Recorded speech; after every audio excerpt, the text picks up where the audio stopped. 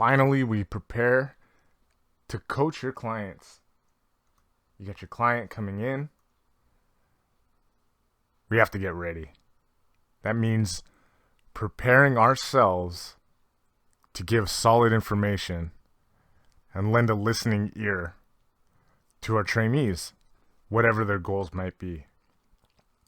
We're not just going to wing it. We're not just going to be a simple ear to beat and then employ tactics which we pick up along the way. We're actually going to stick to two models which work very well in motivating and creating great awareness in our athletes and active clients. So, we're going to educate and we're going to counsel, combining that coaching. And we're going to center the theories that we use, say a cognitive theory or a person-centered approach, around four models of elements to inspire change. The better we are at being aware of the process of change, the more we can detail these benchmarks or these trail markers along the way. And doing so means we're always in a position to assist and keep it positive.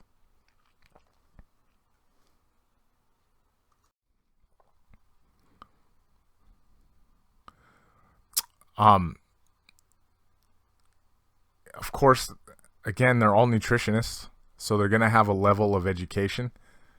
Adults naturally qualify the person in front of them who's giving them new information, and so some adults more than others, but all adults compared to younger people are going to be more discerning of the information they are getting. They're constantly going to be qualifying it in their mind and deciding on an initial value proposition whether they're going to continue listening. Strong fitness nutrition coaches always provide intervention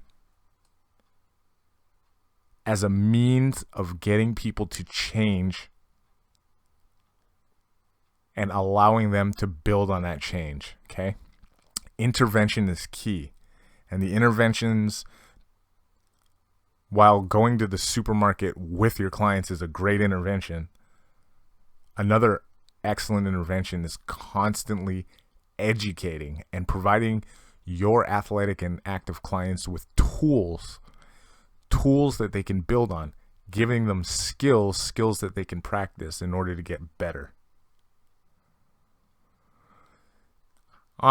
There are two major points and theories of change that we'll focus on for our active clients, because our active clients typically, for the most part, are self-starters or have been taught how to self-start in a lot of physical ways.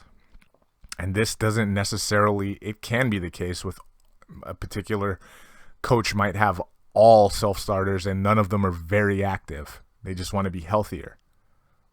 But athletes, especially all athletes and most active people, are going to have a self-starting ignition or impetus that allows us to focus on two solid theories, okay?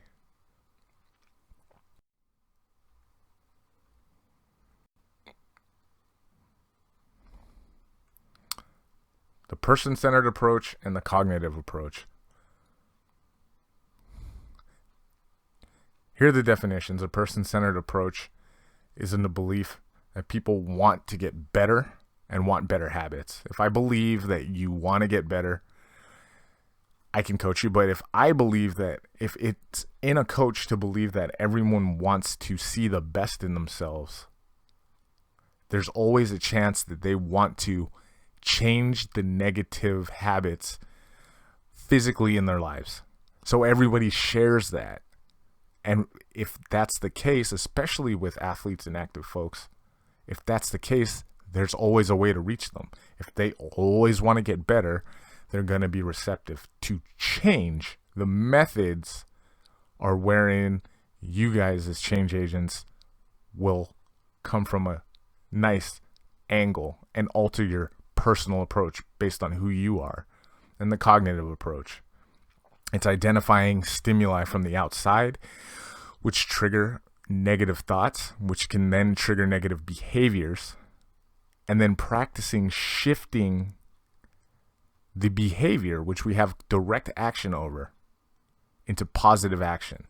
Okay, so it's the smell of a home-cooked meal, and knowing that that home-cooked meal is the opposite of what we could be eating after a hard run. Knowing that and changing action, that's the cognitive approach. In my experience, these two are what we're going to focus on for active and athletes.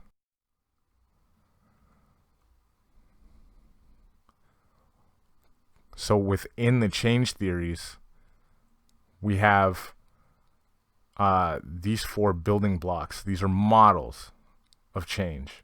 Okay, so you have your theory of change. Say it's the cognitive theory, where I believe that I can change my behavior if I'm aware of it, essentially.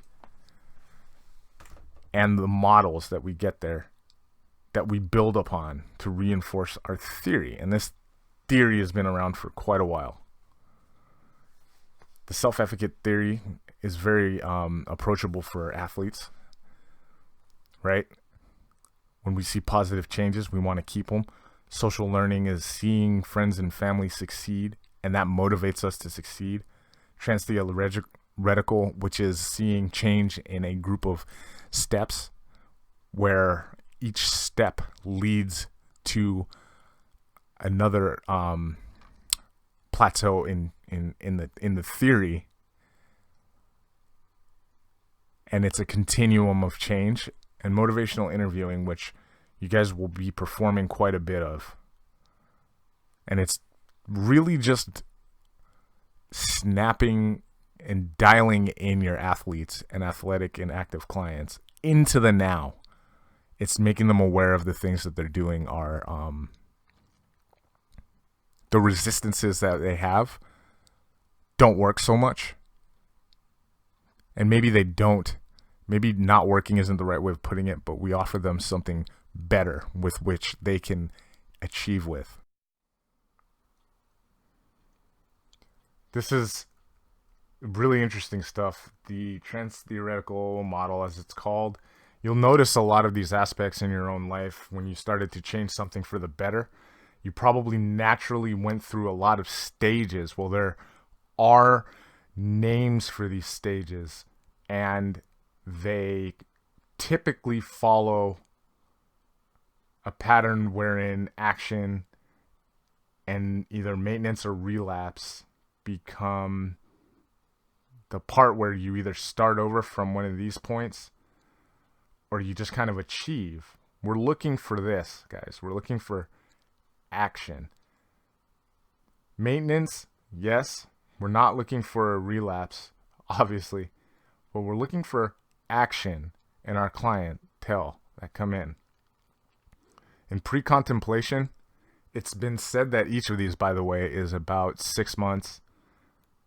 That this is about 6 months. This is quiz material. That this might be about 3 months. And about 6 months for both of these.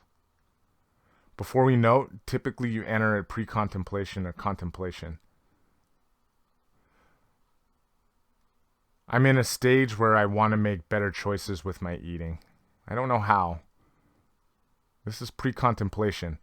I have no intention of changing my behaviors. In fact, I'm just used to waking up and feeling tired. My low back is hurting again. And the process of getting back to where I was physically, it's there. I know it's there and I'm aware of it. They say within 6 months, if I stay working at this, I'll get to contemplation. There's way too many reasons to not start, and so I won't. I'll continue thinking about it and I'll mull it over. In contemplation, this is where we start gathering advice, and our awareness is being raised typically on our own. I think more. The cons and the pros are the same, but I'm still nowhere near ready to take action. A lot of your people will definitely come in here or here. Here or here. Contemplation or preparation. This is a phase of learning. I'll read books. It becomes more than a passing thought. It becomes something I have to do. I just don't know when. Preparation, I actually start doing small things to get ready for an impending action. I've gotten past the part where I don't think it's going to help anymore. I know. And so I'll spend maybe a few months here in preparation. Like I said, most of our clients are going to come in one of these two stages in my experience, though it could be any. At this point, we're actually doing things to gear us for action. I start buying a new pair of Asics or shoes to go running. I start using the foam roller more frequently to get myself ready for lifting. I begin to make a grocery list. And I spend $200-$300, that's a lot, on my groceries and preparing for a change. There are stages of action, but right now, I want you guys to know this, that action is the stage where the greatest changes will happen. There are 3 stages in a lot of models, but know that the action your trainees and clients are going to take will be, in my opinion, one of the you'll see a lot of pivoting here, and they won't necessarily jump back to this stage, which you can, by the way, jump back in stages. They'll pivot here for a while. And what I see is a lot of people will take their actions and do something else to try and supplement, almost like they're want to go back to preparation. In other words, they'll try something new in their diet that they don't know if it works. They'll try some new type of workout, and they'll shorten their workouts as they get better at it. This is still action, but it maybe is a first out of 2 or 3 tiers of action. We want to keep them close to the end point where maintenance is key. That is, teaching them so much stuff that they can do these things on their own. And then there's maintenance, where we hope they'll stay the rest of their life. Where now I'm 20% body fat, I'm 184 pounds lean, and I'm running 3 times a week. It's easy for me, and I know when I get injured, I'll be able to jump right back on. I can relapse at any of these stages and fall back into a previous stage, as shown here. It can happen in an action phase, and now I go back to preparation or contemplation, like a nagging injury pops up, and I decide this isn't for me anymore. A bad experience, personal issues. We have to remind people, as we will talk more about in the final module, relapse is normal, and it does not have to mean that you reset all the way over here. It can mean you reset to an earlier stage of action. A nagging injury happens. Okay, we reduce our intake for the week. We do a different type of workout, but we stay here instead of quitting, potentially buying a new diet book and trying that. If relapse is normal and it happens to everyone, we can also change conditionally the terms of that relapse. And this will be something that is spur of the moment,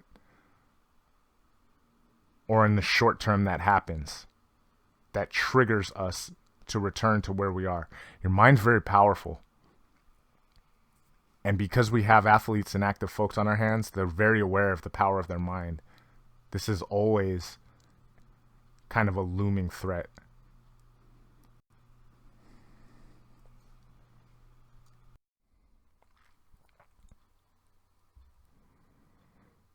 Motivational interviewing, guys. Very important stuff. Okay? First one is SS, support self-efficacy. That's a fancy way of saying make someone believe in themselves.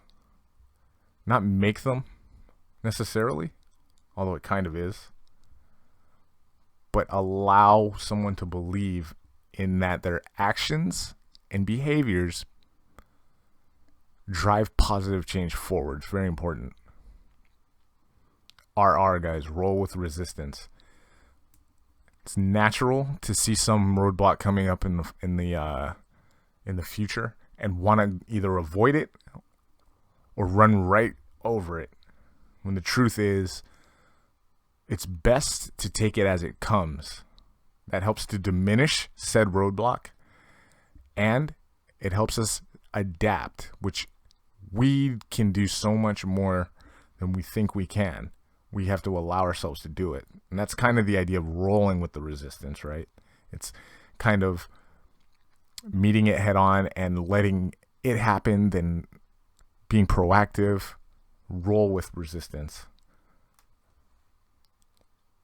When you're putting work in and overtime, I would say, focus on hydrating yourself rather than binging the snacks around you. That's rolling with resistance rather than avoiding the problem. DD, develop discrepancies. This is created lapse in time. Typically when one of your athletes says, I wanted to lose 40 pounds or 15 pounds by the end of summer, and they come to you the next week and they've lost a half a pound. And maybe they don't feel great about that half a pound, right? And you tell them, well, we said that at the end of the summer, you wanted to lose 15 pounds. Well, at the rate we're going, it's going to take you another year. And man, if you tell people that, especially if they told you, given you a time frame where they wanted to achieve some type of physical goal, people really respond to this. People like, again, in that person-centered approach, being held to a standard that they set. And express empathy. That just means be in their shoes for a little while.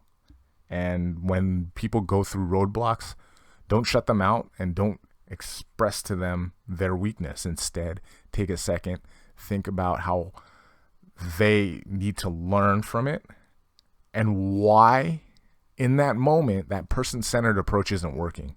It's not that a person doesn't want to grow and get better. Something more must be going on. That's your motivational interview. Very important stuff. And I find really, really brings out the best in especially athletic people and active people. Let's talk about hunger, guys, real quick. Okay. Outside influences bring on hunger, right? It could be a smell, could be the sight of food. Maybe you see someone selling smoothies outside in a food truck and now you're hungry. You just realize it. It could be everyone around you's eating.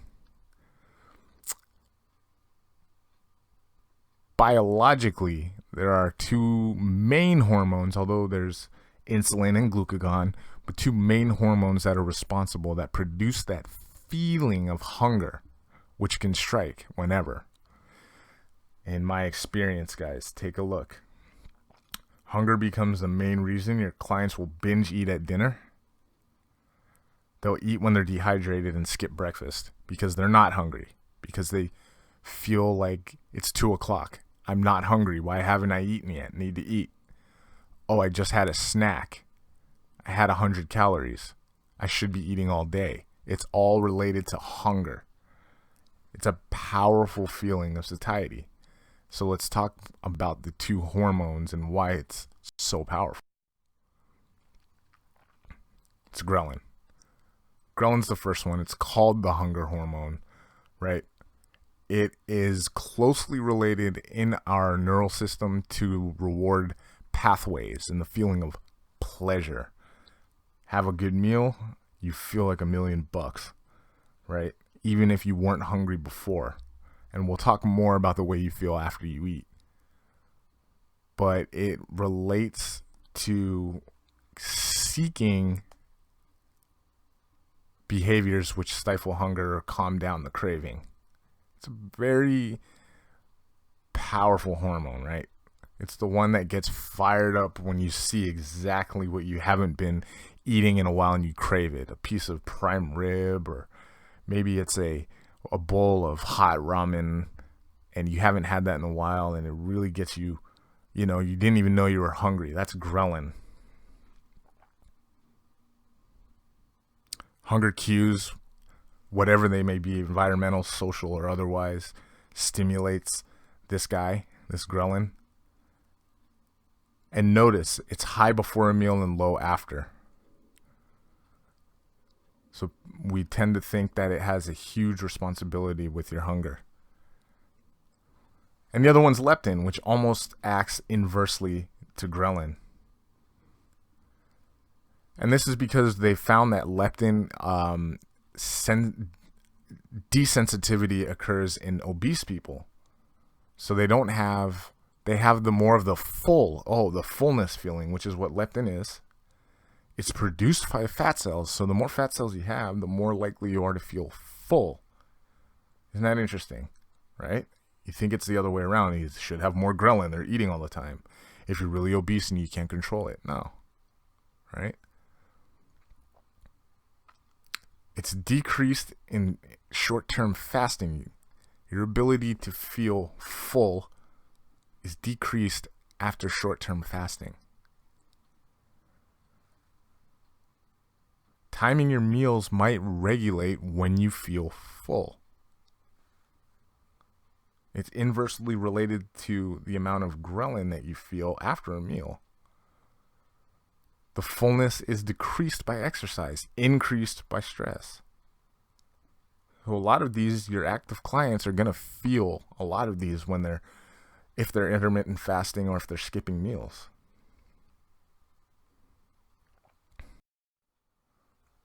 All in all, eating a filling meal, it just feels good. Feels great.